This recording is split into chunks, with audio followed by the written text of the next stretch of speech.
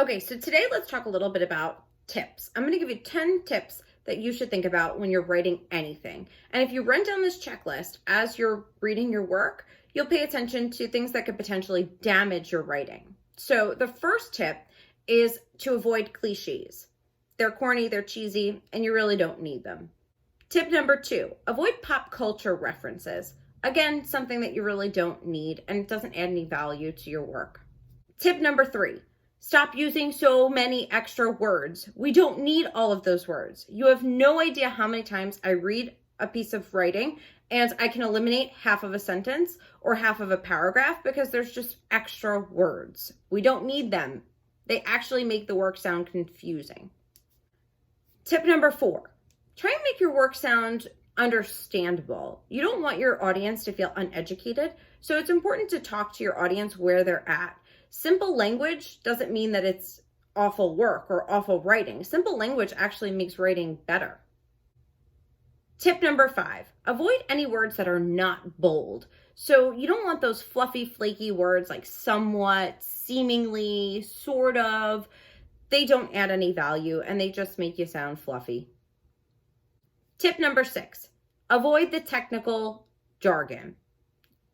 Again, to point number 3, you don't want your audience to feel uneducated. So unless you're really writing for a highly technical audience or an academic paper, maybe you're writing, I would avoid any sort of technical jargon. Just keep it simple. Tip number 8, pay attention to has versus have. Remember that this depends on whether your subject is plural or singular. Consider who versus whom. Sometimes people just shove the word whom in there for whatever reason. Use who when you're talking about a person having something done to them, and use whom when you're talking about a person doing the action. So for example, who called her? That's the right way. Or whom did she call? I mean, nobody really talks like this, but if you're going to use whom, use it right. Tip number 9, think about your I versus your me. A lot of times people just shove words in there and they don't really understand that they're using them wrong. Now, when it comes to I versus me, here's a trick. Think about what you would say if it was just you performing the action. So, for example, would you say me took the dog to the vet? Or would you say I took the dog to the vet? So it's no different, unless you're a caveman, it's no different than when you say Michael and I took the dog to the vet. You wouldn't say Michael and me because me took the dog to the vet isn't right.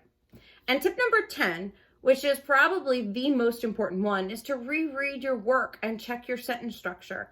You can't catch anything if you're not carefully reading. You don't just write it and send it off. Reread your work with these things in mind because these tiny little things can really make or break a piece of writing.